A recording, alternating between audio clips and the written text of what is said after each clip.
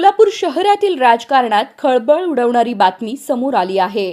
MIM पक्षाचे सोलापूर शहराध्यक्ष फारुख शाब्दी यांनी आपल्या पदाचा तसेच प्राथमिक सदस्यत्वाचा राजीनामा दिला आहे। ऐन महापालिका निवडणुकीच्या तोंडावर हा राजीनामा दिल्याने एमआयएमसाठी हा सोलापुरातील सर्वात मोठा धक्का मानला जात आहे। फारुख शाब्दी यांनी हा राजीनामा एमआयएमचे राष्ट्रीय अध्यक्ष खासदार असदुद्दीन ओवैसी यांच्याकडे पाठवला आहे। दरम्यान आज दुपारी फारुख शाब्दी यांनी सोलापूरमधील हॉटेल लोटस येथे इतर पक्षांच्या प्रमुख नेत्यांची भेट घेतल्याची माहिती समोर आली आहे।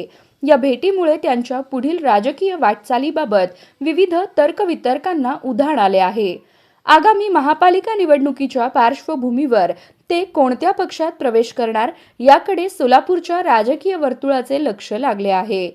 फारुख शाब्दी यांच्या राजीनाम्यामुळे एमआयएमच्या स्थानिक संघटनात्मक ताकदीला मोठा फटका बसण्याची शक्यता असून सोलापूरच्या राजकारणात पुढील काही दिवसात महत्त्वाच्या घडामोडी घडण्याची चिन्हे आहेत।